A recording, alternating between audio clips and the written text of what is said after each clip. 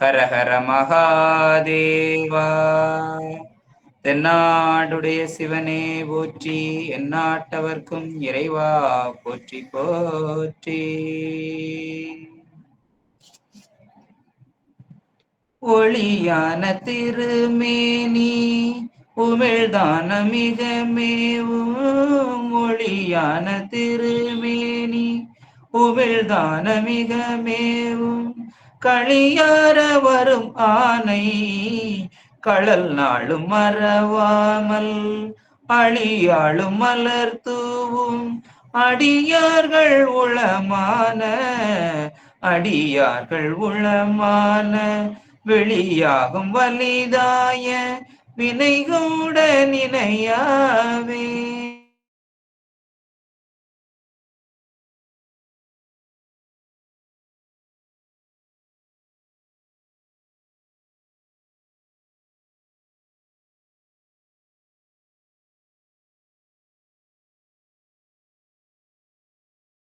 ஊருடன் பேருமன் அன்புரா அருவே தெளிந்த அறிவே மெய் அன்பர்க்கு அருளும் தெய்வ தருவே தென்கோமுத்தி முத்தி பஞ்சாக்கர சற்குருவே.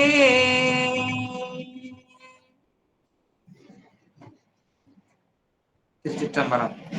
கலந்து நின் அடியாரோடு அன்று வாழா கழித்திருந்தேன், புலர்ந்து போன காலங்கள் புகுந்து நின்றது இடர்பின்னாள், உலர்ந்து போனேன் உடையானே உலவாய் என்ப சுடர் காண்பான், அலந்து போனேன் அருள் செய்யாய் ஆர்வம் கூற அடியேற்கே, ஆர்வம் கூற அடியேற்கே. திருச்சிற்றம்பலம். அனைத்து அடியார் பெருமக்களுடைய திருவடிகளையும் வணங்கி, என்னுடைய குருநாதர் சண்முகம் ஐயா அவர்களுடைய பொன்னார் திருவடித்தாள்களையும் வணங்கி, 24வது சன்னிதானம் அவர்களின் திருவடித்தாள்களையும் வணங்கி, மனவாசகம் கடந்தார் அருளிய இந்த உண்மை விளக்கத்தை நாம் சிந்திக்க இருக்கின்றோம். உண்மை விளக்கத்தை அருளிய மனவாசகம் கடந்தார் ஐயா அவருடைய திருவடித்தாள்களையும் வணங்கி, நாம் இந்த உண்மை விளக்கம் என்ற சாத்திர நூலை சிந்திக்கலாம். இந்த உண்மை விளக்கம் எனும் சாத்திர நூலில் நாம் இதுவரை சிந்தித்து கொண்டிருப்பது 5 கேள்விகளுக்கான பதிலை பார்த்துவிட்டோம். இப்பொழுது 6வது கேள்விக்கான விடையை சிந்தித்து வந்து கொண்டிருக்கின்றோம்.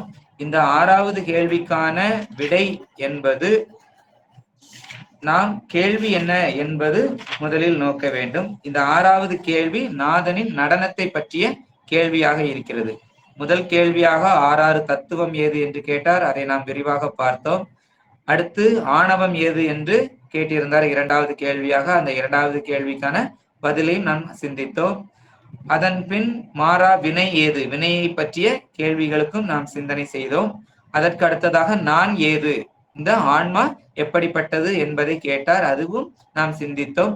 அடுத்த கேள்வியாக நீ ஏது என்ற கேள்வியாக 5வது கேள்வியாக அதையும் சிந்தித்தோம். இப்பொழுது 6வது கேள்வியாக நாதனின் நடம் என்பதை நாம் சிந்தித்து வந்து கொண்டிருக்கின்றோம். இந்த நாதனின் நடம், அதிலே நாம் ஒவ்வொரு நடனங்களை பற்றியும் சிந்தித்து வந்து கொண்டிருக்கின்றோம். முதலில் 5 எழுத்தாக இருந்த சிந்தனையாக இருந்தது. இப்பொழுது நாம் ஊன நடனம், ஞான நடனம் சிந்தித்து இப்பொழுது ஆனந்த நடனம் என்ற நடனத்திற்கு உள்ளே நாம் வந்திருக்கிறோம். இந்த ஆனந்த நடனம் முதலில் ஊன நடனமாக அது எப்படிப்பட்டது என்று நாம் சிந்தித்தோம். ஊன நடனம் நம்மளுடைய 5 எழுத்து உருவாக நின்று ஆடுகின்ற நடனமாக பார்த்தோம். ஆன்ம உருவாக நின்று ஆடுகின்ற நடனம் ஞான நடனம் என்று சிந்தித்தோம். அதற்கு அடுத்ததாக அருள் உருவாக நின்று ஆடக்கூடிய நடனமாக இந்த ஆனந்த நடனம் இருக்கின்றது. எல்லோருமே நாம் சந்தோஷத்தை தான் விரும்புவோம். சந்தோஷம் என்றால் இந்த ஆனந்தம். பொதுவாக நாம் சந்தோஷம் சந்தோஷம் என்று சொல்லுகிறோம். இந்த மகிழ்ச்சியை விரும்பக்கூடியது ஆனந்தம். இந்த ஆனந்தம் 2 வகையாக இருக்கிறது. சின்னதான ஆனந்தம், பெரிய ஆனந்தம். அதான் சிற்றின்பம், பேரின்பம் அப்படின்னு நம்ம சொல்லக்கூடியதாக இருக்கின்றது. இந்த ஆனந்தம் எப்படி நிகழ்கிறது என்றால், சிறிய இன்பம் தரக்கூடியது எது என்றால் இந்த உலக பற்றிலிருந்து வரக்கூடிய இன்பங்கள். இந்த உலகத்திலிருந்து வரக்கூடிய இன்பங்கள் சின்ன சின்னதான இன்பங்கள், அது நிலையற்ற இன்பங்கள், நிலைத்து நிற்காத இன்பங்கள் எல்லாம் சிற்றின்பம் என்று சொல்கிறோம். இந்த பேரின்பம் எங்கிருந்து கிடைக்கின்றது அப்படி என்றால் அது பெருமானிடத்திலிருந்து கிடைக்கக்கூடிய இன்பமாக இருக்கிறது. ஏனெனில் இன்பம் 2 வகையாக இருக்கிறது. இந்த இன்பம் சிற்றின்பம், பேரின்பம் என்று சொல்கிறோம். பிறர் கொடுத்து நாம் பெறுவது அது சிற்றின்பம். இப்பொழுது உங்களுக்கெல்லாம் அல்வா பிடிக்கும் என்றால், என்னால் திருநெல்வேலியிலிருந்து அல்வா வாங்கி கொடுக்கிறேன் என்றால் அது உங்களுக்கு அந்த அல்வா பிடிக்கும், சாப்பிடுவீர்கள், அது சிறியதொரு இன்பத்தை தரும். அந்த இன்பம் அதிலிருந்து மறைந்து விடும். அது ஒருவர் கொடுத்து பெறக்கூடிய இன்பம். நீங்களும் எதற்கு தந்தாலும் அது சிறிய இன்பம். ஒருவருக்கொருவர் மாறி மாறி பகிர்ந்து கொள்ளக்கூடிய இன்பங்கள் எல்லாமே சிற்றின்பங்கள். அந்த இன்பங்கள் நிலையாகவும் தொடர்ந்து கொடுக்கவும் முடியாது. யாராலும் யாருக்கும் தொடர்ந்து இன்பங்களை கொடுத்து கொண்டு இருக்கவும் முடியாது. அப்படி என்றால் அந்த இன்பங்களை எங்கிருந்து பெறுவது, யாரிடத்தில் இருந்து பெறுவது நிலையான இன்பத்தை, அந்த இன்பத்தை எப்படி அனுபவிப்பது என்பதுதான் அந்த பேரின்பத்திற்கான விடையாக இருக்கிறது. அந்த இன்பத்தை தனக்குள்ளே தேடி தன் அறிவிலே நிகழக்கூடிய இன்பம். நமக்கு ஒருவர் குறிப்பிட்ட கால எல்கையில் தான் நம்மளிடத்தில் இருப்பார்கள். அப்பா அம்மாவை எடுத்துக்கொள்வோம். குறிப்பிட்ட காலம் வரைக்கும், திருமணம் முடிந்த பிறகு அவர்கள் பந்தம் விட்டுவிடுகிறது. அடுத்து கணவன் மனைவி என்று அடுத்த பந்தத்திற்குள் செல்கிறோம். அந்த பந்தமும் தொடர்ந்து நிலைக்கிறதா என்றால் அதுவும் இல்லை. அடுத்து குழந்தைகள் பெற்றுக்கொள்கிறோம். குழந்தைகள் பெற்றுக்கொண்டவுடன் அந்த கணவன் மனைவிக்குள்ள பந்தங்களும் சிறுக சிறுக குறைய ஆரம்பிக்கிறது. குழந்தைகளிடத்தில் அதிக நாட்டம் வருகிறது. குழந்தைகளுக்கு கொடுத்து அடுத்த நாட்டம் வருகிறது. அதிக நாட்டம் நிலைத்து நிற்கிறதா என்றால் அவர்களுக்கு திருமணமானவுடன் அவர்கள் நம்மளை விட்டு பிரிந்து விடுகிறார்கள். அப்ப இது எல்லாம் கிடைக்கக்கூடிய இன்பங்கள் நிலையற்றது, நிலையில்லாமல் தொடர்ந்து மாறிக்கொண்டே இருக்கக்கூடிய இன்பங்களாக இருக்கக்கூடியது. நிலையான இன்பம் எங்கிருந்து கிடைக்கும் என்றால் அது நமக்குள்ளே இருந்து அந்த இன்பத்தை அனுபவிக்க வேண்டும். அது எங்கு இருக்கிறது என்றால் நம்மளுடைய அறிவில் நிகழ்கிறது. அந்த அறிவை விளக்கி அந்த அறிவில் பெருமான் தரக்கூடிய இன்பம் அதுதான் பேரின்பம். அந்த இன்பத்தை பற்றிய நடனம் தான். அவன் நம் அறிவிலே எப்படி ஆடுகின்றான், அருள் உருவமாக நின்று ஆடக்கூடிய அந்த இன்பத்தை தான் நாம் இந்த ஆனந்த நடனம் என்று சொல்லுகிறோம். பிரபஞ்சத்தின் இயக்கத்தினை தொடங்கியது ஆதி பரம்பொருளாகிய சிவபெருமான் தான் என்று சிவ மகா புராணங்கள் கூறுகின்றன. இந்த பிரபஞ்சத்தின் இயக்கத்திற்கு ஆதி பரம்பொருளாகிய சிவபெருமான் நம்மளுடைய இயக்கத்திற்கு எல்லாம் ஆதி காரணனாக அவர் இருக்கிறார் என்று சிவ மகா புராணங்கள் கூறுகின்றன. நடனம் என்பது இயக்கத்தை குறிக்கக்கூடியதாக இருக்கிறது. நடனம் என்பதால் அசைவு, ஒவ்வொரு அசைவையும் நாம் நடனம் என்கின்றோம். அந்த நடனத்தை தான் இயக்கம், அது பெருமானுடைய இயக்கமாக அதை நடனம், நடம் என்று சொல்லுகிறோம். நாதனின் நடம் என்று சொல்லுகிறோம்.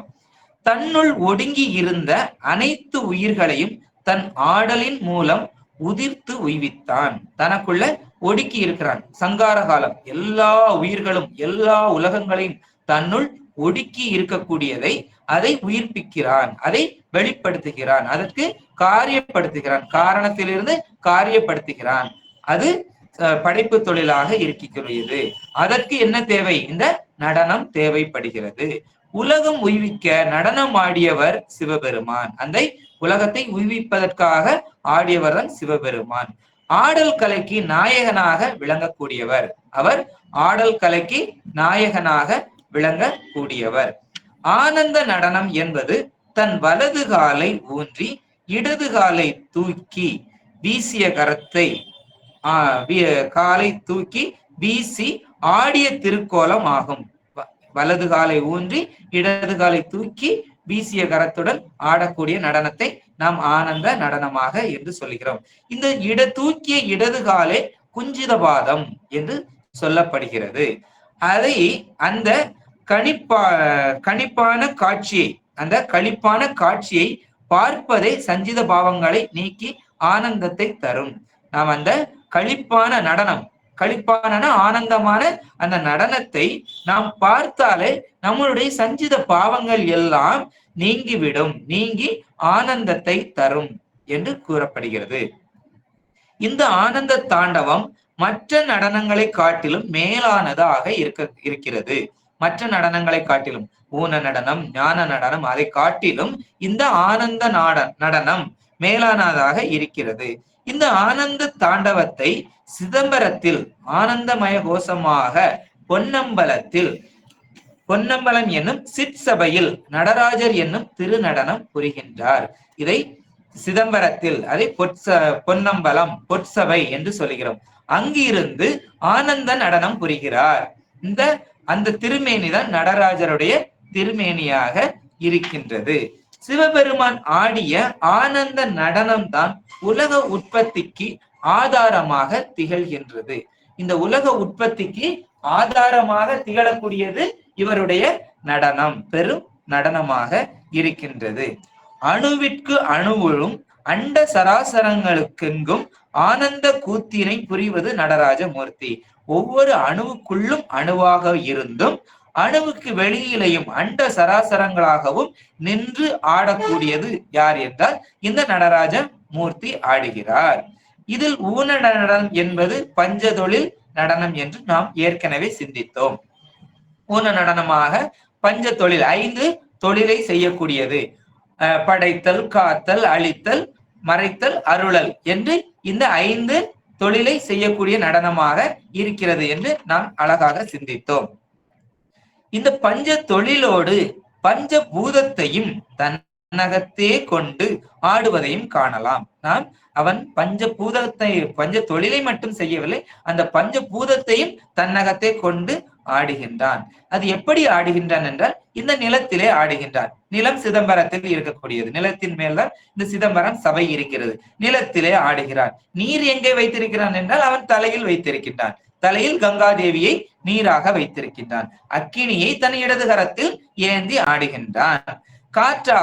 காற்று எங்கே இருக்கிறது என்று கேட்டால் அவன் ஆடும் ஆட்டத்தில் அவன் இடுப்பில் இருக்கும் துணி உதரபந்தம் காற்றில் பறக்கிறது. அது காற்றாக பார்க்கப்படுகிறது. அவனுடைய தலையோ ஆகாசத்தையும் தொட்டு அதற்கு மேலும் நிற்கின்றது. அது ஆகாசத்தை வைத்திருப்பதாக இருக்கிறது. அவன் பஞ்சபூதத்தையும் பஞ்ச சபைகளில் ஆடுகின்றான். அனைத்து தெய்வங்களும் தொழுது ஏத்தக்கூடியவர் இந்த நடராஜ மூர்த்தி. இல்ல, அனைத்து தெய்வங்களும் வந்து தொழக்கூடிய மூர்த்தியாக இருக்கின்றார். ஆயுதங்கள் ஏதும் ஏந்தாமல், இவரிடத்தில் எந்த விதமான ஆயுதங்களும் கிடையாது. ஆயுதங்கள் ஏதும் ஏந்தாமல் வாழ்விற்கு மிக அவசியமான ஒளிக்கருவியையும் கரங்கள் ஏந்தியவர். மற்ற எல்லா தெய்வங்களிடத்திலும் பார்த்தீங்க அப்படின்னா ஒரு சூலாயுதம், ஒரு வாள், ஒரு வேல், ஏதோ ஒரு கருவி அவர் நம்மை காப்பதாக வைத்து இருப்பார். ஆனால் இந்த நடராஜமூர்த்தியிடம் மட்டும் எந்த கருவிகளும் ஆயுதங்களே அவரிடத்தில் கிடையாது. அதற்கு பதிலாக ஒளிக்கருவியையும் தன்னகத்தில் கொண்டிருக்கின்றார். ஒளி என்பது படைத்தல் தொழிலை இருப்பதாக இருக்கிறது. அக்னி அது நம்மளுடைய தீய வினைகளை அழிப்பதற்காக பயன்படுத்துகிறார். நம்மளுடைய பாவங்களை எல்லாம் நசித்து அழித்து நம்மளை முக்தி செய்வதற்காக படைத்து காத்து நம்மளுடைய பாவங்களை எல்லாம் அழித்து நமக்கு மறைக்கக்கூடியதை எல்லாம் அதுல இருந்து மறைப்பை நீக்கி அருளை தந்து அருள் புரிகின்றான் இந்த மூர்த்தி. கோடி சூரிய பிரகாசமாக விளங்குபவர் இவர். கோடி சூரிய பிரகாசமாக விளங்குபவர். வேதங்கள் போற்றும் வேத நாயகர். வேதங்கள் எல்லாம் போற்றக்கூடிய வேத நாயகர். கலைகள் போற்றும் கலாதரர். கலைகள் எல்லாம் போற்றக்கூடிய கலாதரர். சித்தாந்தம் சித்தரிக்கும் சித்தபேசர். தமிழ் மறைகள் வணங்கும் தன்னிகர் அற்றவர். பரதம் போற்றும் பரமேஸ்வரர். காப்பியங்கள் போற்றும் கனக சபேசரர். ஞானம் அருளும் ஞான மூர்த்தி. மக்கள் வணங்கும் மகேஸ்வரர். வரங்கள் அருளும் வள்ளல். இப்படி இருக்கின்றார் இந்த ஆடல் நாயகன். ஆடல் நாயகனின் அருள் ஆடல்களை புராணங்கள் பல வகையாக புகழ்கின்றன. இவருடைய நடனங்களை பல வகையாக புகழப்படுகின்றன. பரதநாட்டிய கலைக்கான தாண்டவங்கள் 108 எனவும், பரதநாட்டியத்திற்குண்டான தாண்டவங்களை 108 தாண்டவங்கள் நம்ம ஏற்கனவே பார்த்தோம். லட்சக்கணக்கான தாண்டவங்களிலிருந்து சுருக்கி 108 தாண்டவங்களாக மாற்றப்பட்டிருக்கிறது என்று பார்த்தோம். அந்த 108 முக்கியமான தாண்டவங்களாக சொல்லப்படுகின்றன.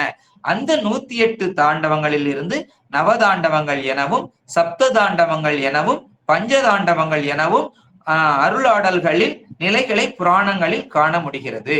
நம்ம இப்ப 108 தாண்டவங்களில் இருந்து நவதாண்டவங்கள் 9 தாண்டவங்களாக சொல்லப்படுகிறது, பின்பு 7 தாண்டவங்களாக சொல்லப்படுகிறது, 5 தாண்டவங்களாக சொல்லப்படுகிறது.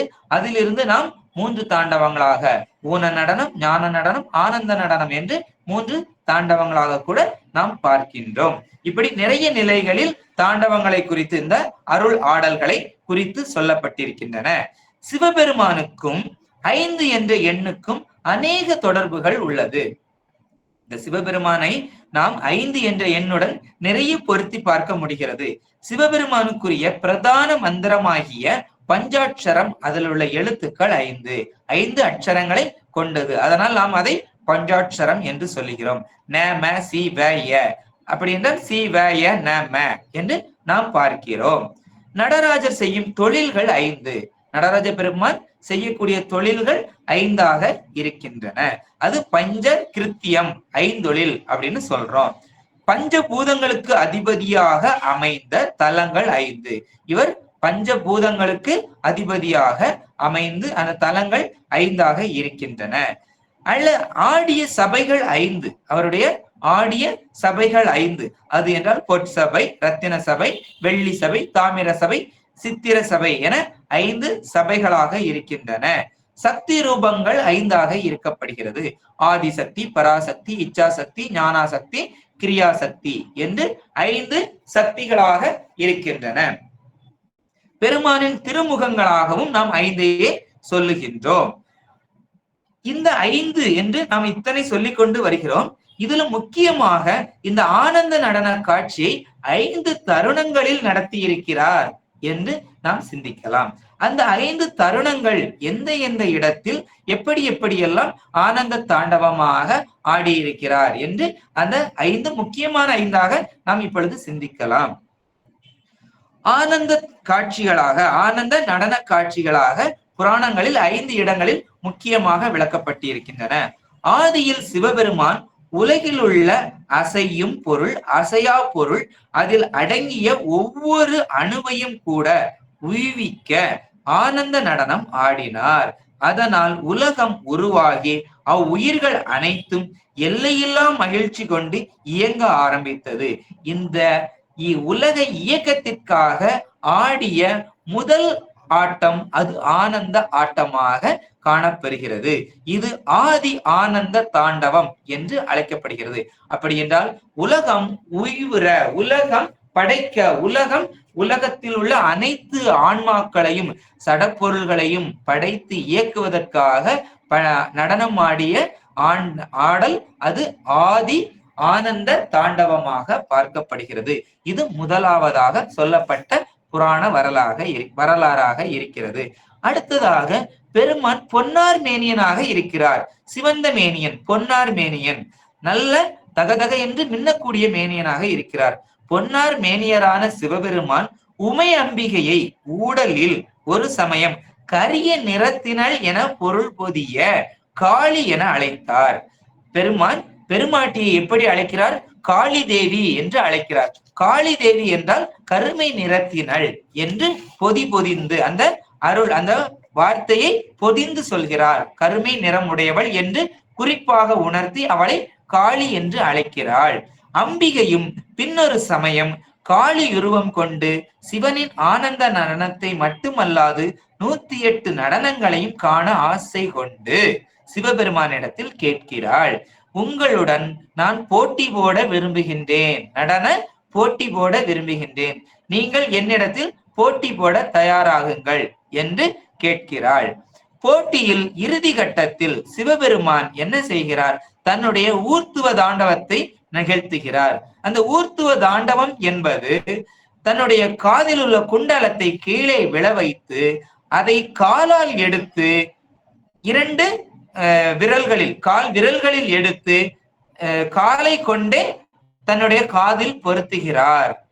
அப்படி என்றால் கால் நட்டுக்கு 90 டிகிரி கோணத்தில் மேல் நோக்கி இருப்பது போல ஒரு காலை ஊன்றி ஒரு காலை மேல் நோக்கி தூக்கி ஆடுகிறார். அது ஊர்த்துவ தாண்டவமாக அழைக்கப்படுகிறது. இந்த காலால் குண்டலத்தை எடுத்து காதில் மாட்டியதை பெண்ணாகிய அம்பிகை தன்னுடைய தலைவன் முன்பாக காலை தூக்கி நடனமாட வெட்கி தான் தோற்றதை ஒப்புக்கொண்டு, தன்னுடைய தோல்வியை ஒப்புக்கொண்டு தான் விரும்பிய ஆனந்த நடனத்தை ஆடுமாறு வேண்டிக் கொள்கிறார். இந்த காளிக்காக ஆடிய நடனம், ஆனந்த நடனம் காளி ஆனந்த தாண்டவம், காளிகா தாண்டவம் என்று அழைக்கப்படுகிறது. இது இரண்டாவது வரலாற்று நிகழ்வாக இருக்கின்றது.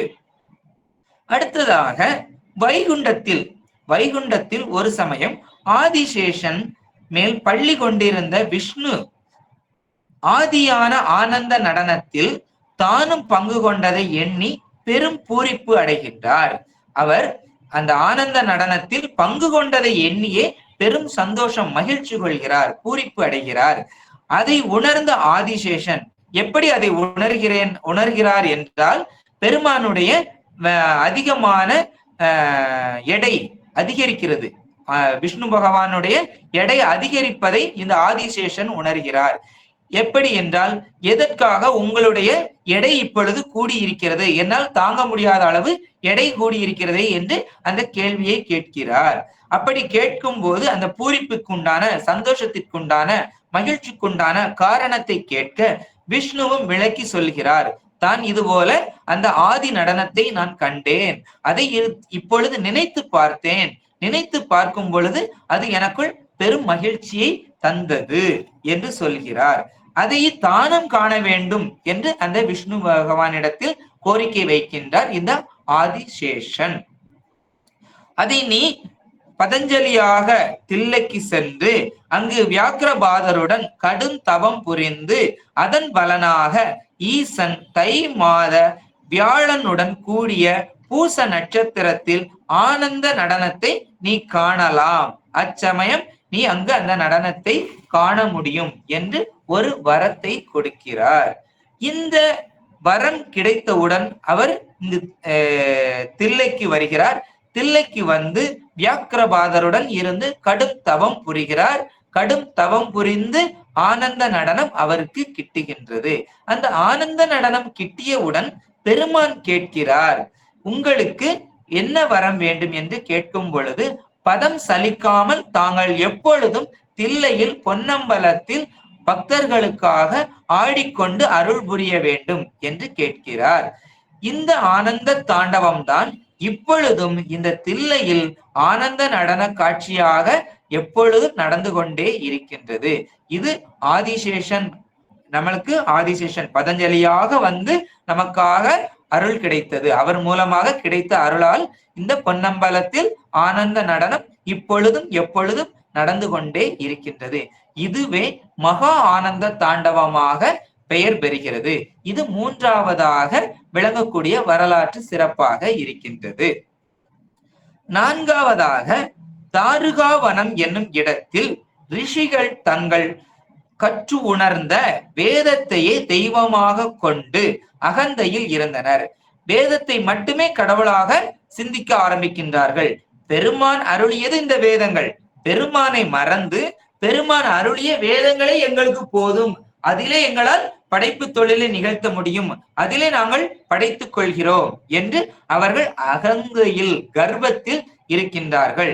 இந்த கர்வத்தை பங்கம் செய்ய ஈசன் திருவுள்ளம் கொண்டு பிச்சாடனார் வடிவம் எடுத்து மகாவிஷ்ணுவை மோகினி வடிவம் கொண்டு வர சொல்லி அங்கு தாருகாவனத்தில் எழுந்தருளுகின்றார். கோபம் கொண்ட ரிஷிகள் யாகத்தில் இருந்து எழுப்பிய கொடும் பாம்பு, வன் புலி, முயலகன் என்னும் அரக்கன் முதலானவற்றை ஈசன் மேல் ஏவுகின்றனர். அவர்கள் ஏவினால் பெருமான் சும்மா இருப்பாரா? பெருமான் அந்த பாம்பை தன் அணிகலன்களாக அணிந்து கொள்கிறார். அதனுடைய புலியினுடைய தோலை உரித்து அறையில் கச்சையாக அணிந்து கொள்கின்றார். அந்த முயலகன் என்னும் அரக்கனை அடக்கி தன்னுடைய பாதத்தில் அமுக்கி வைத்திருக்கின்றார். அவன் மேல் ஆனந்த தாண்டவமாக ஆடுகின்றார். அப்பொழுது இந்த நடராஜ திருமேனியை பாருங்கள். பார்க்கும் பொழுது வலது கால் ஊன்றிய பாதத்தில் முயலகனார் இருப்பார். அது அரக்கனாக இருக்கின்றது. அவருடைய இடையில் புலித்தோல் அசைந்து பறக்கின்றது. அவர் அணிகலன்களாக நாகங்களை அணிந்திருக்கின்றார். ஈசனும் அவற்றை தம் ஆபரணங்களாக்கி ஆனந்த கூத்தாடி ரிஷிகளின் கர்வத்தை பங்கம் செய்தார். இதுவே ரிஷி தாண்டவமாக பார்க்கப்படுகிறது. அதனால்தான் மெத்த படித்தால் மட்டும் போதாது, ஆழ்ந்த இறைபக்தியுடனான புத்திதான் சித்தியையும் நமக்கு தரும் என்று இந்த திருநடனம் நமக்கு போதிக்கின்றது. அதனால் நாம் படித்து விட்டோம் என்றால் கர்வம் கொள்ளக்கூடாது. அதைத்தான் மாணிக்க வாசகரும் சொல்லுகிறார். அந்த படிப்புமே நமக்கு ஒரு தடையாகவே இருக்கிறது என்று சொல்லுகிறார். ஏனெனில் நாம் படிக்கிறது எல்லாமே நமக்கு ஞானம் விளங்கத்தானே தவிர ஞானத்தில் இருந்து கல்வி அந்த அகந்தை வருவதற்கு அல்ல. கல்வி என்னும் பல்கடல் பிழைத்தும் என்று சொல்கிறார்.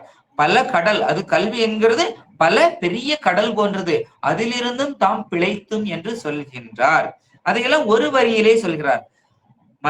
கல்வி என்னும் பல்கடல் பிழைத்தும், செல்வம் என்னும் அல்லலில் பிழைத்தும், நல்குரவு என்னும் தொல்விடம் பிழைத்தும், புல்வரம்பாய பல்துறை பிழைத்தும், தெய்வம் என்பதோர் சித்தம் உண்டாகி என்று சொல்கிறார். அப்பம் கல்வி என்பது நாம் அதிகம் கற்றால் அதில் சிக்கி சீரழிந்து விடுவோம்.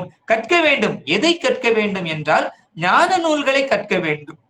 ஞான நூல்களை கற்க வேண்டும். இந்த உலகியல் கல்விகளை நாம் திரும்ப திரும்ப அதிக அளவு கற்க என்னாகுது என்றால் நமக்கு உலகத்தினுண்ட பற்று விடவே செய்வதில்லை. உலகத்தின் மேல் அதிக பற்று வருகிறது. அப்பம் உயிர்க்குண்டான கல்வியாக ஞான கல்வியை கற்க வேண்டும். இந்த உடலுக்குண்டான உலக கல்வியை நாம் தேவைக்கு மட்டுமே கற்க வேண்டும். ஏனெனில் நம் வாழ்க்கைக்கு தேவைப்படுகிறது. பொருள் சம்பாதிப்பதற்காக நாம் இப்போ அதை பயன்படுத்துகின்றோம். ஆனால் உடல் கல்வியை விட்டு உயிர்கல்வியை கற்க வேண்டும் என்று சொல்கிறார். அதனால்தான் இந்த மெத்த படித்த மேதாவிகள் எல்லாம் பெருமானை மறந்து விடுகிறார்கள். அப்படி மறக்காது நாம் என்ன செய்ய வேண்டும்? ஞான நூல்களை கற்க வேண்டும். இது 4வது வரலாறாக பார்க்கப்படுகிறது. அடுத்ததாக 5வது வரலாறாக சனீஸ்வர பகவானுக்காக தனி நடனம் ஒன்று ஆடுகிறார். சனி பகவான் சிவனின் தீவிர பக்தர். உலகை 12 பகுதிகளாக 12 ராசிகளாக பிரிக்கப்படுகிறது. ஒவ்வொரு பகுதிகளையும் ஒவ்வொரு ராசிகளுக்கு தனித்தனியாக பிரிக்கும் பொழுது அதில் ஒவ்வொரு பகுதியாக வரும் பொழுது சனி பகவானுக்காக வரக்கூடிய பகுதியாக கைலாய மலை வருகிறது. அதுபோல அந்த ராசிகளில் மகர ராசியும் கும்ப ராசியும் சனி பகவானுக்கு கொடுக்கப்படுகிறது. இதை பிரித்து கொடுப்பதை யார்தான்? பெருமான் தான் பிரித்து கொடுக்கிறார். இதை புருகத் ஜாதகம் அப்படிங்கிற நூல்ல விரிவாக விளக்கப்பட்டிருக்கிறது. அப்படி பிரித்ததில் கைலையுடனான இமயமலையும் சனி பகவானுக்கு சொந்தமாக வருகிறது. அதில் ஆட்சி புரியக்கூடிய அந்த ராசிக்கான ஆட்சியில் யார் வருகிறார் என்றால் சனி பகவான் வருகிறார் இந்த கைலை பகுதிக்கு. ஈசன் தான் தவம் இருக்க கைலை போன்ற ஓரிடம் தேர்வு செய்ய எண்ணி இருந்தார். கைலை மாதிரியான இடம் வேண்டும் என்று எண்ணி அந்த கைலையே தேர்வு செய்கின்றார். இதை அறிந்த சனி பகவான் தனக்கு பிரித்து கொடுக்கப்பட்ட கைலையில் தாங்கள் வாசம் புரிய வேண்டும் என்று மனம் உருகி வேண்டிக் கொள்கிறார். பெருமான் வேண்டுபவர்க்கு வேண்டு வரம் கொடுக்கவர். வேண்டத்தக்கதும் அறிவோயினி வேண்ட முழுதும் தருவோயினி என்று மாணிக்கவாசகர் கூறியிருக்கிறார். அப்படி சனி பகவான் வேண்டுதற்கு இணங்க அவர் எங்கே இருக்கிறார்? கைலையிலேயே தவம் செய்ய அருள் புரிகிறார், சித்தம் கொள்கிறார். கைலாயம் சனி பகவானின் இடம் என்பதால் முழுதும் பனி மூடிய நிலையில் வெறுமே வசிக்க வசதி இல்லாத எவருமே வசிக்க வசதி இல்லாத இடமாக இருக்கிறது. அங்கு மாட மாளிகைகளோ அல்லது வேறு எந்த வசதிகளுமோ இல்லாது போனது. அதனால் மனம் கலங்கிய சனி பகவான் சிவபெருமான் வேறு எங்காவது சென்று விடுவாரோ என்று அஞ்சி சிவபெருமானிடத்தில் மறுபடியும் கேட்கிறார். ஐயா, தாங்கள் தான் இங்கு இருக்க வேண்டும், ஆனால் இங்கு தங்களுக்கு எந்த ஒரு வசதியும் இல்லை என்று சொல்கிறார். அப்பொழுது இதை அறிந்த சிவபெருமான் தான் தவம் இயற்ற எந்த வசதிகளும் தேவையில்லை எனக்காக ஒரு மாளிகையும் வசிப்பிடமும் தேவையில்லை, அரண்மனைகள் எதுவும் தேவையில்லை. இங்கு இந்த நிலையில் எந்த ஒரு மாற்றத்தையும் நான் செய்ய மாட்டேன். மாளிகையோ அல்லது அரண்மனையோ என்று எதுவும் நான் கட்டவே மாட்டேன்.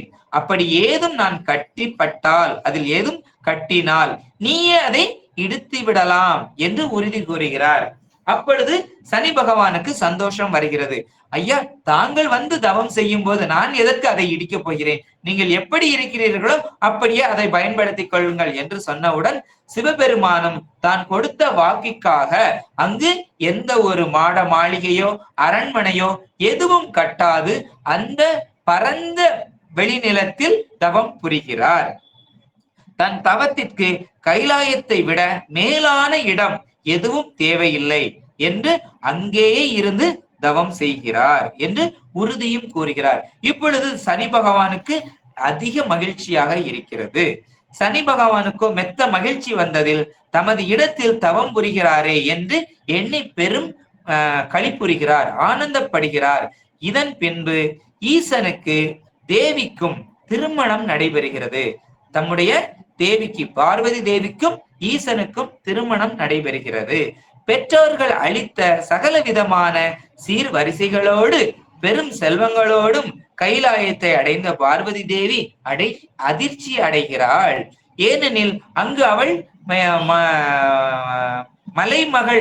மலை அரசன் மகளாக வாழ்கிறாள். அங்கு அரண்மனையில் வாழ்ந்த பெண் பார்வதி தேவி. இங்கு வரும்போது எப்படி இருக்கிறது? ஒரு சிறு குடில் கூட இல்லை, வெட்ட வெளியாக இருக்கிறது, மொத்தம் பனிபொழியும் இடமாக இருக்கிறது. இங்கு எப்படி இருக்கிறது என்று வருத்தப்படுகிறாள், அதிர்ச்சி அடைகிறாள். இப்படி இருக்கிறதே என்று. வெட்ட வெளியில் இருக்க முடியாது என்று ஈஸ்வரன் வெளியில் சென்ற நேரம் பார்த்து அவள் தேவதச்சனை அழைத்து நொடி பொழுதில் வசந்த மாளிகையும் அரண்மனையும் அந்த புறத்தையும் உருவாக்குகின்றாள் பார்வதி தேவி. திரும்பி வருகிறார் சிவபெருமான். திரும்பி வந்த சிவபெருமான் அரண்மனையை பார்த்ததும் வியந்து பின்னர் பார்வதி தேவிக்கு தான் சனி பகவானிடத்தில் கொடுத்த வாக்குறுதியை கூறுகிறார். நான் இங்கு எதையும் கெட்ட மாட்டேன், எதையும் செய்ய மாட்டேன், மாற்றம் நிகழ்த்த மாட்டேன் என்று சனி பகவானுக்கு உறுதி கூறியிருக்கிறேன் என்று சொல்லுகிறார். அப்பொழுது பார்வதி தேவி சொல்லுகிறார், இந்த சனி பகவான் தான் உங்களுடைய பக்தன் ஆயிற்சே, நீங்கள் சொன்னால் அவன் கேட்டுக்கொள்வான் என்று சொல்லுகிறார். தான் ஆசையாக கட்டிய இந்த மாட மாளிகையை இழக்க மனம் இல்லாமல் சனீஸ்வரனோ, தாங்கள் தீவிர பக்தன், தாங்கள் சொன்னால் அவன் கேட்பான், இந்த மாட மாளிகையை இடிக்க மாட்டான், இவ்விஷயத்தை அவனிடத்தில் தெரிவித்து விடுங்கள், பார்வதி தேவி இப்படி ஒரு மாட மாளிகை கட்டியிருக்கிறாள் என்று சொல்லிவிடுங்கள் என்று கூறுகிறாள்.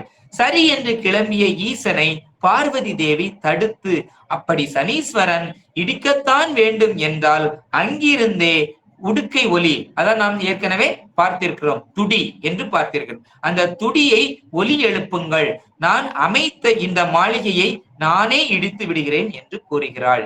இதற்கு பின்புதான் இந்த உலகத்தில் ஒருவர் கிளம்பும் பொழுது தடுக்க கூடாது என்ற நியதி பிறக்கின்றது. எப்படி என்றால், இதை நாம் வரலாறு புராணங்களில் காணலாம். இந்த சம்பவத்திற்கு பிறகு கிளம்புபவரை தடுக்க கூடாது என்ற நியதி இங்கு தோன்றுகிறது. அதை நாம் ராமாயணத்தில் பார்த்தால் சுக்ரீவன் சுக்ரீவனை கொல்லுவதற்காக வாலி கிளம்பும் போது அவன் மனைவி தாரை தடுக்கின்றாள். வாலி அங்கு மாண்டு விடுகின்றான் போரில். அவன் போருக்கு கிளம்பும் பொழுது அவள் தடுப்பாள், அவனுடைய மனைவி தாரை தடுக்கின்றாள், அங்கு அவன் இறந்து விடுகிறான். அதுபோல மகாபாரதத்தில் கர்ணனை தங்கள் அணியினோடு சேர்க்க சொல்லி இந்த பாண்டவர்கள் கிருஷ்ணனை தூது அனுப்புகின்றார்கள். தூது அனுப்பும் பொழுது குந்தி தேவி கிளம்பும் பொழுது தடுக்கின்றாள். கிருஷ்ணன் சென்ற காரியம் கெட்டு விடுகிறது. கிருஷ்ணன் சென்ற காரியம் கெட்டு கர்ணன் எங்கு செல்கிறான்? செஞ்சோற்று கடனுக்காக துரியோதனன் அணியிலே இருப்பேன் என்றும் சபதம் விட்டு பாண்டவர்கள் அணியில் நான் சேர மாட்டேன் என்று உறுதி அளிக்கின்றான். அதனால் கர்ணன் சென்ற காரியம் கிருஷ்ணன் சென்ற காரியம் கெட்டு விடுகிறது. இப்படி ஒருவர் செல்லும் பொழுது, சரியாக கிளம்பும் பொழுது பிடித்து வைத்து ஒரே ஒரு விஷயம், இன்னும் ஒரே விஷயம் சொல்லுகிறேன் என்று தடுக்க கூடாது என்று இந்த வரலாறு நமக்கு உறுதி கூறுகிறது. ஏனெனில் நாம் எப்பொழுது எங்கு கிளம்புகின்றார்களோ அதற்கு முன்பே நாம் எல்லா விஷயத்தையும் தீர ஆலோசித்து என்ன என்ன பொருள்கள் எடுக்க வேண்டுமோ என்று நிதானத்துடன் கிளம்ப வேண்டும். கிளம்புபவரை நாம் தடுத்தால் அவர்களுக்கு பதட்டமான மனநிலை உருவாகும். பதறிய காரியம் சிதறும் என்பது நம்மளுடைய பழமொழி. ஆகவே நாம் என்ன செய்யக்கூடாது, ஒருவர் எங்கும் கிளம்புகிறார்கள் என்றால் அதை அந்த ஒரு கணப்பொழுதும் நாம் தடுக்க கூடாது. அதற்கு அடுத்து நாம் தொடர்பு கொண்டு பேசிக்கொள்ளலாமே தவிர இப்படி தடுக்க கூடாது என்பது இந்த வரலாற்று நிகழ்வில் இருந்து வந்ததாக நம்மளுடைய சரித்திரங்கள் கூறுகின்றன. இருக்கட்டும், நாம் இங்கு சனி பகவானுடைய வரலாறுக்கே போவோம். சனி பகவானின் இருப்பிடம் செல்கின்றார் ஈஸ்வர பகவான். நம்மளுடைய சிவபெருமான் அங்கு செல்கிறார். அவரை கண்டதும் அகமகிழ்ந்து வரவேற்பிலும் பூஜைகளிலும் மனம் மகிழ்ந்து செய்கின்றார் சனீஸ்வர பகவான். அப்பொழுது சனி பகவான் சிவபெருமானிடம், அடியேன் இல்லம் தேடி வந்தீர்கள், அது என் பாக்கியம். ஆனாலும் எனக்கு ஒரு குறை உள்ளது, ஒரு வேண்டுதல் உள்ளது, அதை தாங்கள் நிறைவேற்றி தர வேண்டும் என்று கேட்கிறார். என்ன குறை, என்ன வேண்டுதல் என்று கேட்கும் பொழுது, ஒரு சமயம் அமிர்தம் கடைய அசுரர்களும் தேவர்களும் வாசுகி என்னும் பாம்பை கயிறாக நீட்டி மந்தார மலையை மத்தாக வைத்து நாங்கள் பாற்கடலில் அமிர்தம் கடைய முற்பட்டோம். அப்பொழுது தேவர்கள் பக்கம் நானும் நின்றேன். அசுரர்கள் ஒருபுறம் இருக்க பாம்பை கயிறாக இழுத்து இழுத்து நாங்கள் அமிர்தம் கடைய முற்பட்டோம். அப்படி அமிர்தம் கடைய முற்படும் பொழுது அந்த பாம்பு வலி தாங்காமல் அதிக வலியினால் விஷத்தை கக்கியது. அந்த விஷம் எல்லா பக்கமும் பரவியது. ஈரேழு உலகெங்கும் எல்லா அண்ட சராசரங்களும் அந்த விஷம் பரவின. அந்த விஷத்தை, ஆலகால விஷத்தை ஆலகால சுந்தரர் கொண்டு வந்து தங்களிடத்தில் கொடுக்க அதை தங்கள் திரு அமுதாக ஏற்றுக்கொண்டீர். திரு அமுதாக ஏற்றுக்கொள்ளும் போது தங்களுக்கு எதுவும் நேர்ந்து விடுமோ என்று பார்வதி தேவி தன் இளம் கரத்தால் தங்களுடைய கண்டத்தில் அழுத்த அது அந்த கண்டத்திலேயே நின்று விடுகிறது. அந்த கண்டத்தை நின்று விட்டு போகாமல் அதிலே நின்றதினால் நீங்கள் நீலகண்டர் ஆனீர்கள். இந்த நீல வடிவமாகிய அந்த நீலகண்ட பெருமானாக பெற்றது. இந்த விஷம் தோன்ற தேவர்கள் அனைவரும் என்னுடைய காரணமாகவே, என்னுடைய பார்வையினாலேயே இந்த விஷம் தோன்றியதாக என்னை குறை கூறுகிறார்கள். நான் சனீஸ்வரனின் பார்வையினால் தான் இந்த ஆலகால விஷமே தோன்றியது என்று என்னை எல்லாரும் குறை கூறியதால் பிரதோஷ வேளையில் நீங்கள் ஆனந்த தாண்டவம் ஆடும் பொழுது என்னை அவர்கள் எல்லோரும் ஒரு குகையில் அடைத்து விட்டே அந்த தாண்டவத்திற்கு வந்தார்கள். நான் அந்த தாண்டவத்தை காணா பாவி ஆகிவிட்டேன். அந்த பாக்கியம் எனக்கு கிடைக்கவில்லை.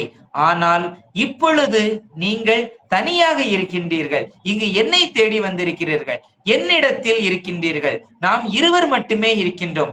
ஆகவே எனக்காக நீங்கள் ஒரு நடனம் புரிய வேண்டும் என்று வேண்டுதல் வைக்கின்றார். பெருமான் வேண்டுவோருக்கு வேண்டுவதை கொடுக்கக்கூடியவர் அல்லவா, உடனே அருள் புரிகிறவர் அல்லவா. உடனே சொல்கிறார், ஓ சரி, நான் நடனம் புரிகின்றேன் என்று நடனம் ஆட இசைகிறார். அவர் நடனத்திற்காக தன் கையில் உள்ள துடி என்னும் அந்த உடுக்கையை ஒலிக்கின்றார். இந்த உடுக்கை ஒலி கேட்டவுடன் அந்த உடுக்கை ஒலிக்கு ஏற்ற லயத்தை ஏற்படுத்தி தன்னுடைய ஆனந்த நடனத்தை புரிகின்றார். இந்த லயத்திற்கேற்ப ஆட ஆட இந்த லயத்தினுடைய சத்தம், அந்த உடுக்கை ஒலியினுடைய சத்தம் கைலாயத்தில் இருக்கக்கூடிய பார்வதி தேவிக்கு கேட்கிறது. அந்த பார்வதி தேவி என்ன சொல்லி இருக்கிறாள் என்றால், நீங்கள் அங்கு சென்று உடுக்கை ஒலியை இசையுங்கள். உடுக்கை ஒலி இசைத்தால் சனீஸ்வர பகவான் இதற்கு ஒப்புக்கொள்ளவில்லை என்று நான் அறிந்து கொள்கின்றேன். உடுக்கை ஒலி ஒலித்தால் சனீஸ்வர பகவான் இதற்கு ஒப்புக்கொள்ளவில்லை, நான் இந்த அரண்மனையை இடித்து விடுகிறேன் என்று சொல்லி இருக்கிறாள். அப்பொழுது இங்கு என்னத்திற்காக ஒலி நடக்குகிறது? ஆனந்த தாண்டவத்திற்காக அந்த ஒலி இசைக்கப்படுகிறது. ஆனால் அங்கு பார்வதி தேவியோ தவறாக புரிந்து கொண்டு அந்த ஒலியினால் அந்த கெட்டடத்தை, அந்த அரண்மனையை, மாட மாளிகைகளை எல்லாத்தையும் ஒரு கனப்பொழுதில் தரைமட்டமாக ஆக்கிவிடுகின்றாள். இதை சிவபெருமான் ரசித்துக் கொண்டே இருக்கின்றார். ஏனெனில் இங்கு பக்தனுக்காக ஆனந்த தாண்டவம் ஆடியாகிவிட்டது. அங்கு கணவன் சொல்லை கணவனுக்கு தெரியாமல் நிகழ்த்திய ஒரு செயலை அங்கு பார்வதி தேவிக்கு பாடம் புகட்டியாகிவிட்டது. பார்வதி தேவிக்கு பாடம் புகட்டியாகிவிட்டது என்று இங்கு இருந்து கொண்டே சிரித்து கொண்டே தன்னுடைய ஆடலை, நாடகத்தை நடத்தி கொண்டு இருக்கின்றார். இந்த புன்சிரிப்பை கண்டு கழிக்கின்றார் யாரு? சனீஸ்வர பகவான். ஒரே நேரத்தில் தான் சனீஸ்வர பகவானுக்கு அளித்த வாக்குறுதியையும் காப்பாற்றி, பக்தனின் வேண்டுதலையும் நிறைவேற்றி, அந்த நடனத்தையும் ஆடி நிறைவேற்றி, கணவனுக்கு தெரியாமல் செய்த பார்வதியின் செயலுக்கும் பாடம் புகட்டியாகிவிட்டது. நாம் எல்லாம் ஒரே கல்லில் 2 மாதங்காய் என்று கேள்விப்பட்டிருக்கிறோம். ஆனால் ஒரே நொடி பொழுதில் அனைத்து செயல்களையும் பெருமான் செய்யக்கூடிய வல்லவராக இருக்கின்றார். அதை இங்கு நாம் புரிகிறோம். இந்த புராணத்தின் மூலம் மொழியின் மேன்மையையும் வாக்குறுதியின் மேன்மையையும் கடைபிடிப்பதையும் நமக்கு உணர்த்துகிறது. ஒருவருக்கு நாம் உறுதி அளித்து விட்டால் அந்த உறுதியில் நிலைத்து நிற்க வேண்டும். இன்னொருவர் நமக்கு விருப்பமானவர் வந்து அதை சொன்னாலும், இல்லை இல்லை நான் முன்பே அவருக்கு உறுதி அளித்து இருக்கின்றேன், அந்த உறுதிமொழியில் தான் நாம் உறுதியாக நிற்க வேண்டுமே தவிர நமக்கு பிடித்தவர் என்று அந்த உறுதிமொழியில் இருந்து மாறக்கூடாது.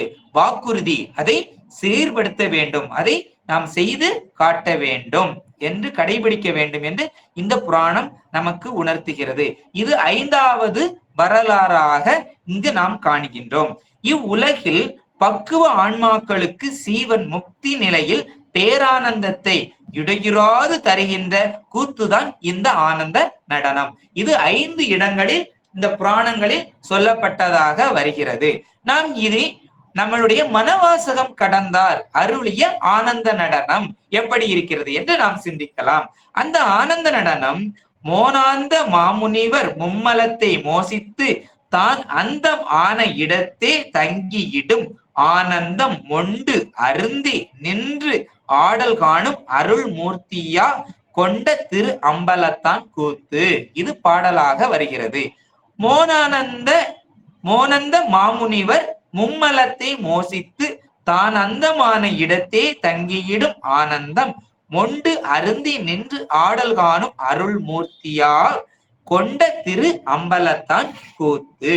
இது பாடல். மோன அந்தம் என்றால் மோனம் ஆகிய முடிவு நிலையில் நிற்கும். மோனத்தின் முடிவு நிலை மோன அந்தம். மாமுனிவர் முனிவர்களுக்கெல்லாம் உயர்ந்த முனிவர்.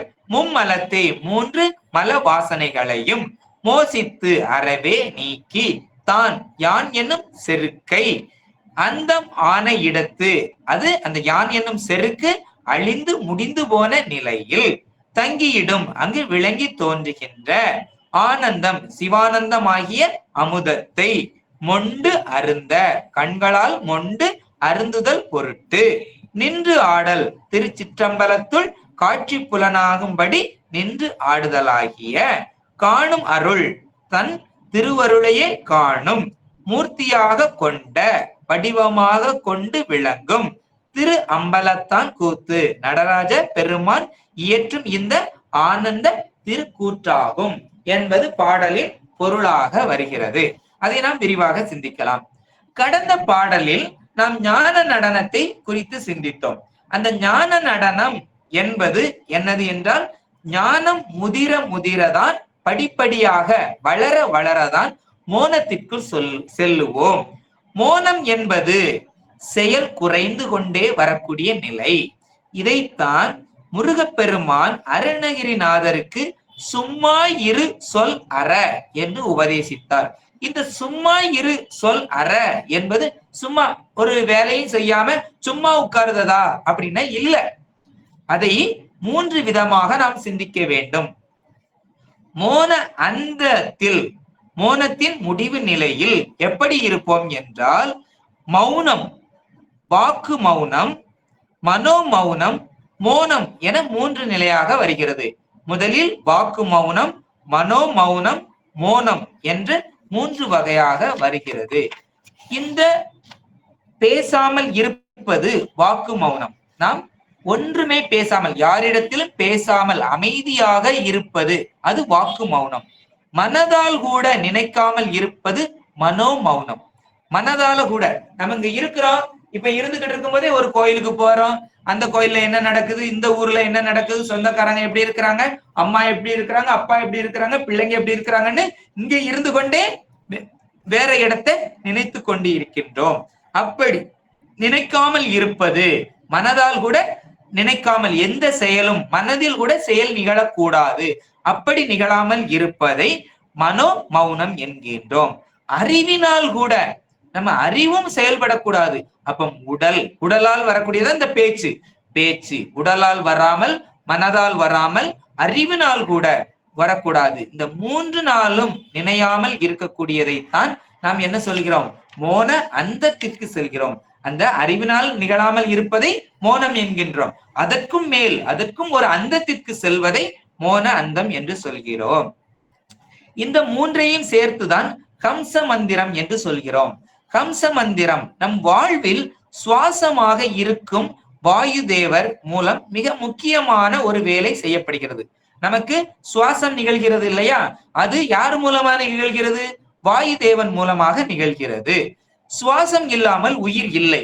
சுவாசம் செய்யும் போது அவர் கம்ச மந்திரம் என்ற மிக முக்கியமான ஜபம் செய்கிறார். நாம் ஒவ்வொரு மூச்சு விடும்போதும் உள்ளி இழுக்கும் போதும் யார் மந்திரம் சொல்லிக் கொண்டிருக்கிறார், நம்மளுடைய மூச்சில் இருந்து கொண்டு மந்திரத்தை உச்சரித்து செய்து கொண்டிருப்பவர் வாயு தேவர். அப்படி என்றால் நாம் மூச்சு விடுகிறோமா என்றால் இல்லை, வாயு தேவர் காற்றாக இருந்து மந்திரத்தை ஜெபித்துக் கொண்டு நம்ம உடலுக்குள் உள்ளும் புறமுமாக அவர் அசைந்து கொண்டு இருக்கின்றார். அதுவே கம்ச மந்திரமாக இருக்கின்றது. வாயு தேவன் நமக்கு தெரியாமலே இந்த ஜபத்தை செய்கிறார். நமக்கு தெரிஞ்சுட்டா செய்யறாரு இல்ல, நம்மகிட்ட சொல்றாரா இல்ல, நமக்கு அது தெரியுதா, கண்ணால பாக்குறோமா, எதுவுமே கிடையாது. சராசரியாக ஒரு நாளில் ஒரு மனிதன் 21,600 முறை சுவாசிக்கிறான். அப்படி என்றால் இந்த 21,600 முறை கம்ச மந்திரம் நிகழ்ந்து கொண்டே இருக்கின்றது நமக்கு தெரியாமலே. அதை நிகழ்த்துபவர் யார் என்றால் இந்த வாயு பகவான் நிகழ்த்தி கொண்டே இருக்கின்றார். இந்த ஜபத்தை தொடர்ந்து செய்து கொண்டே இருக்கின்றார். அப்படி என்றால் நாம் எந்த காரியத்தையும் செய்யவில்லை, அதை இயக்குபவர் யார், பெருமான் அந்த வாயு பகவானுக்கு இயக்கத்தை கொடுத்து இயக்கி கொண்டிருக்கின்றார். அதுதான் அந்த மோன அந்தம். இந்த மாமுனிவர், முனிவர் என்றாலே உலக பாச பற்றுகளை முனைந்தவர் தான், உலக பற்றுகளிலிருந்து விலகியவரைத்தான் முனிவர் என்கின்றோம். அப்ப மாமுனிவர் என்றால் எந்த ஒரு செயலும் எந்த ஒரு பற்றும் இல்லாமல் இருக்கின்றார், தன்மேல் கூட பற்று இல்லாமல் இருப்பவரை சொல்கின்றார். ரிஷிகள், முனிவர்கள் சொல்றோம், ரிஷிகள்னா யாரு அப்படின்னு பார்த்தா மந்திரங்களை கணிப்பவர் ரிஷிகள் ஆவார். இந்த 3 மலங்களையும் மும்மலத்தையும், 3 மலங்கள் என்னது என்றால் ஆணவம், கண்மம், மாயை என்று பார்க்கின்றோம். அந்த 3 மலங்களையும் அதன் வாசனைகளையும் மோசித்து, மோசித்து என்றால் அறவே நீக்கி விடுகின்றனர் யார், இந்த முனிவர்கள். இந்த மாமுனிவர்கள் அந்த மலங்களை நீக்குவதால் அவர்கள் அருளின் வழி நிற்கின்றனர். அவர்கள் எப்படி நிற்கின்றார்கள், அருளின் வழி நிற்கின்றார்கள். அருள் யாற்றிலிருந்து வருது, பெருமானிடத்திலிருந்து வருகின்றது. இப்படி அருளின் வழி நிற்பதால் என்ன பயன் என்றால் அதை திருவருட்பயன் 59வது பாடல் கூறுகிறது. கழியே மிகு புலனா கருதி ஞான ஒளியே ஒளியாய் ஒளி அப்படின்னு அந்த திருவருட்பயன் 59வது பாடல் சொல்லுகிறது. பேரின்பமே நீ அனுபவிக்கத்தக்க விடயமாக உணர்ந்து பேரறிவான திருவருள் ஞானமே, அந்த திருவருள் ஞானம் தான் எது, சிவஞானம், உன்னுடைய ஞானமாக அறிந்து அதில் நீ அடங்க வேண்டும்.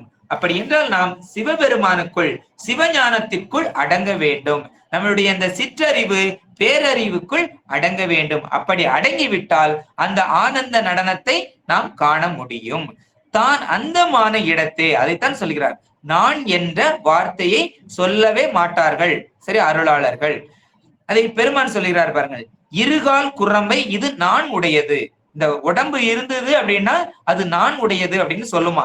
ஏன்னா நான் தான் செஞ்சேன் அப்படின்னு அந்த நான் சொல்லும் அப்படின்னு அப்பர் சுவாமி சொல்றாரு. அப்ப இந்த நான் இல்லாமல் யான் எனது என்ற செருக்கு அருந்த இடம், அந்த இடத்தில் தான் யாரு தங்கியிடும்? யார் வந்து தங்குவா? பெருமான் வந்து தங்குவாரு. எப்படி தங்குவாரு? ஆனந்தமாக வந்து தங்குவார். அதை அடுத்து காணலாம். முருகு, சரியா, முருகு ஆர் நறுமலர் இண்டை தழுவி வண்டே முரலும் பெருகு ஆறு அடை துடை கற்றையினாய் பனி மேய்ந்து இருந்த இருகால் குரம்பை இது நான் உடையது, இது பிரிந்தால் தருவாய் எனக்கு உன் திருவடி கீழ் ஓர் தலைமறைவே அப்படின்னு அப்பர் பெருமான் பாடுகிறார். இருகால் குரம்பை இது நான் உடையது, இது பிரிந்தால் தருவாய் எனக்கு உன் திருவடி கீழ் ஓர் தலைமறைவே அப்படின்னு சொல்றாரு. அப்ப இந்த நான் உடைய இந்த உடம்பு நீங்கினால்தான், உடம்பு நீங்குதான்னா அந்த உடம்பில் உள்ள பற்றுகள் நீங்கினால் அவன் நமக்கு என்ன தருவான்? அவனுடைய திருவடியை தருவான் என்று சொல்கிறார். இந்த உடம்பு பிணி பிடித்த உடம்பு, இதன் மேல் பற்று வைத்து பெருமானை மறந்து விடுகிறோம்.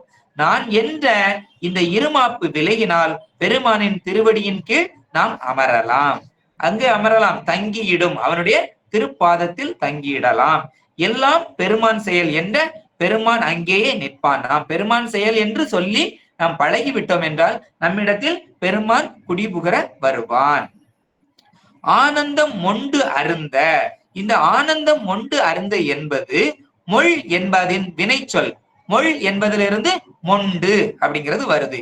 ஏற்கனவே நாம் பார்த்திருக்கிறோம், வன்மை தரும் ஆகமனுள் வைத்த பொருள் வலுவா அப்படின்னு காப்பு செய்யுள்ள பார்த்திருக்கோம். அந்த வன்மை எதை குறிக்கிறது அப்படின்னு பார்க்கும்போது வளமையை குறிக்கக்கூடியது. வள் என்ற சொல்லிலிருந்து வன் அப்படிங்கிறது வருது. வண்டல் அப்படின்னு நம்ம பார்த்தோம்.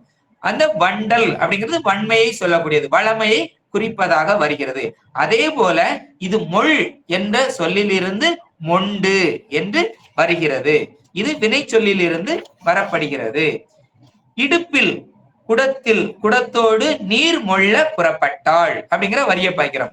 இடுப்பில் குடத்தோடு நீர் மொள்ள புறப்பட்டாள், நீர் மொண்டு கொண்டு வா, கையை குவித்து நீரை மொண்டு குடித்தான், கையை குவித்து நீரை மொண்டு குடித்தான் அப்படின்னு பாக்குறோம் இல்லையா. இந்த இது எல்லாம் அருந்துவதாக, மொண்டு என்பது அள்ளி பருகுவதற்கு ஏதுவாக வரக்கூடியது. இந்த அருந்த என்பது பருகுவது. இதையே திருவாசகத்தில் மாணிக்க வாசகர் உருகி பெருகி உளங்குளிர முகந்து கொண்டு பருகற்கு இனிய பரங்கருணை தடங்கடலை மருவி திகழ் தென்னன் வார்களே நினைந்தடியோம் திருவை பரவினம் தெள்ளேனம் கொட்டோமோ என்கின்றார். அப்படி என்றால் அந்த மொண்டு அலம்பிய, சரியா, மொண்டு அலம்பிய வார்திரைக்கடல் மோதி மீது ஏறி சங்கம் வங்கம் அப்படின்னு ஞான சம்பந்தர் பெருமான் தன்னுடைய 2ஆம் திருமுறையில பாடுறாரு, மொண்டு அலம்பிய வார்திரை கடல் அப்படின்னு. அதே போல திருப்புகழ்லையும் உததி எறல் மொண்டு சூழ்கொள் கரு முகில் என இருண்ட நீளம் மிக ஒளி திகழு மன்றல் ஓதி நரை என வருகிறது. திருப்புகழ்லையும் அந்த உததி அறல் மொண்டு அப்படின்னு வருது. அந்த மொண்டு அப்படின்னா அது என்னன்னா கடல்ல இருக்கிற நீரை மொண்டு மேகம் கொள்கின்றது, மேல் நோக்கி எடுத்து செல்கின்றது அப்படிங்கிறது அந்த திருப்புகள்ல வரக்கூடியதாக இருக்கின்றது. மொண்டு அருந்த என்று ஆனந்தத்தை அள்ளி அள்ளி பருக, நம்ம கொஞ்சம் கொஞ்சமா இப்படி கோதி கோதி குடிப்பதற்காக அப்படிங்கிற அர்த்தத்துல வருது. கடல் போல ஆனந்தம் இருக்கிறது, கடல் போல உள்ள ஆனந்தத்தை ஒரே நேரமா நம்மளால பருக முடியுமா அப்படின்னா முடியாது. அதான் மொண்டு மொண்டு குடிக்க கூடியதாக, அது அள்ள அள்ள குறையாத இடமாக இருக்கிறது. இந்த ஆன்மாக்களுக்கு ஏன் பெருமான் ஒரே நேரமா மொத்தமா கொடுக்காம இப்படி கொஞ்சம் கொஞ்சமா அள்ளி அள்ளி குடிக்க வச்சிருக்கிறான் அப்படின்னா அது அவங்க அறிவின் தன்மைக்கு, அவங்க ஆன்மாவுடைய பக்குவத்துக்கு தகுந்தாக்கல அவன் நம்மளை பருக வைக்கின்றான், கொஞ்சம் கொஞ்சமா அள்ளி அள்ளி கொடுக்கிறான். இந்த ஆடலை நம்ம காணணும் அப்படின்னா அருள் வேணும். அருள் மூர்த்தியாக இருந்து அவன் அருள் புரிகின்றான். அப்படித்தான் இருந்து இந்த ஆடலை கூத்தை நிகழ்த்துகின்றான். இப்படி மோன நடனம் எல்லாருக்கும் ஒன்று போல கிடைக்காம இருக்கிறதே ஏன் அப்படின்னு கேட்டா, அது அவங்க அறிவின் பக்குவத்துக்கு தகுந்தாக்கல அப்படின்னு நம்ம பார்த்துட்டோம். இதை எதை குறிச்சு வருது, எப்படி நம்ம சொல்லலாம் அப்படின்னா, ஒரு சிறு பெண்ணுக்கு ஒரு ஆடவனை காணும் போது எந்த காட்சியும், அந்த காட்சி அவளுக்கு எந்த இன்பத்தையும் தருவதே இல்லை. அதே பெண் பருவம் எய்திய பின்பு காதலில் மூழ்கி அவன் தலைவனை காணும் போது அவன் காணாவிட்டாலும் இவள் அவனை கண்டு என்ன பண்ணுகிறாள், ஆனந்தம் அடைகின்றாள். அதுபோல நாம் எல்லாரும் பருவம் எய்தாத சிறு பெண்ணாக இந்த ஆன்மாக்கள் இருக்கின்றன.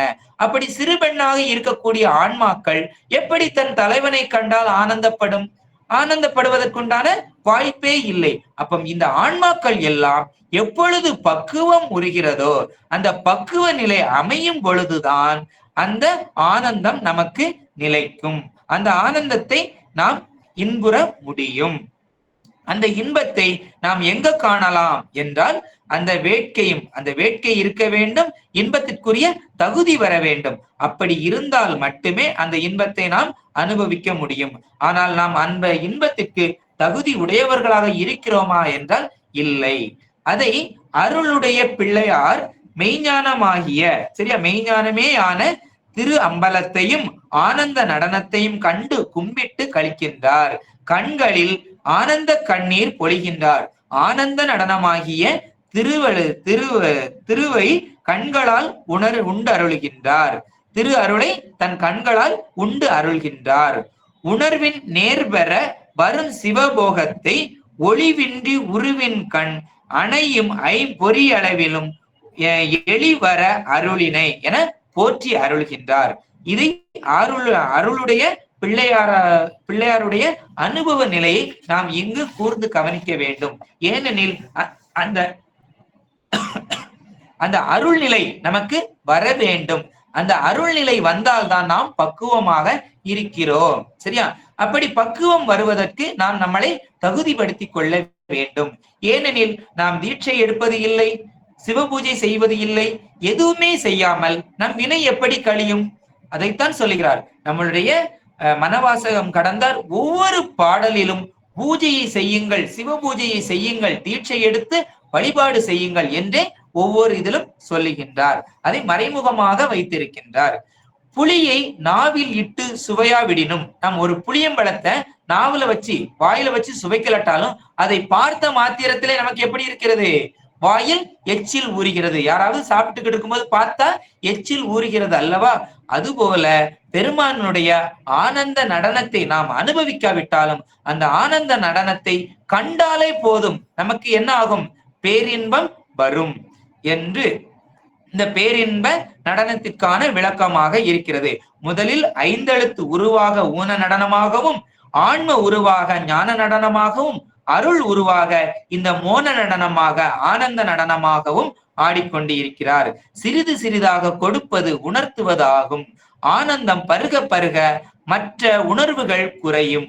நாமும் பெருமானின் பேரின்ப ஆனந்தத்தை பருகுவோம் என கூறி இந்த ஆனந்த உரையை நிறைவு செய்கின்றேன். வழக்கம் போல வாழ்த்தும் திருமரபு வாழ்த்தும் கூறி இந்த சிறு உரையை, ஆனந்த உரையை பெருமானின் கருணையினால் நிகழப்பட்டது என்று இந்த உரையை முடித்து விடைபெறுகிறேன். நன்றி, வணக்கம். வாழ்த்து. ஆறிரு தடந்தோள் வாழ்க, அருமுகம் வாழ்க, வெப்பை கூறுசை தனிவேல் வாழ்க, குக்குடம் வாழ்க, செவ்வை ஏறிய மஞ்சை வாழ்க, யானைதன் அணங்கு வாழ்க, மாறிலா வள்ளி வாழ்க, வாழ்க சீரடியாரெல்லாம். வான்மிகில் வளாது பெய்க, மலிவளம் சுரக்க, மன்னன் கோன்முறை அரசு செய்ய, குறைவிலாதுயிர்கள் வாழ்க, நான்மறை அறங்கள் ஓங்க, நத்தவம் வேள்வி மல்க, மேன்மைகொள் செய்வநீதி விளங்குக உலகமெல்லாம். மேன்மைகொள் செய்வநீதி விளங்குக உலகமெல்லாம். மேன்மைகொள் செய்வநீதி விளங்குக உலகமெல்லாம். கைலாய பரமரையில் சிவஞான போத நெறி காட்டும் வெண்ணை பயில்வாய்மை மெய்கண்டான் சன்னதி கோர் மெய்ஞான வானுவாகி உயிலாரும் பொழில் திருவாவிடு துறைவாழ் குரு நமச்சிவாய தேவன் சைலாதி மரபுடையோன் திருமரபு நீடோடி தலைக மாதோ. திருச்சிற்றம்பலம், திருச்சிற்றம்பலம், திருச்சிற்றம்பலம். நம பார்வதி பதையே. ஹரஹர மகாதேவா. தென்னாடுடைய சிவனே போற்றி, எந்நாட்டவர்க்கும் இறைவா போற்றி போற்றி. காற்றாகி எங்கும் கலந்தாய் போற்றி, கைலை மலையானே போற்றி போற்றி. என்னையும் ஒருவனாக்கி இருங்களல் சென்னியில் வைத்த சேவக போற்றி போற்றி. திருச்சிற்றம்பலம்.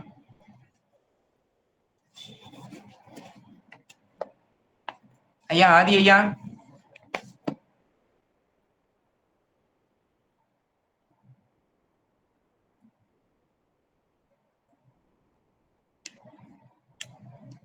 ஐயா சிவாய நம. திருச்சிற்றம்பலம். சிவாய நம. திருச்சிற்றம்பலம். அடியார் பெருமக்கள் அனைவருக்கும் திருவடி வணக்கம்.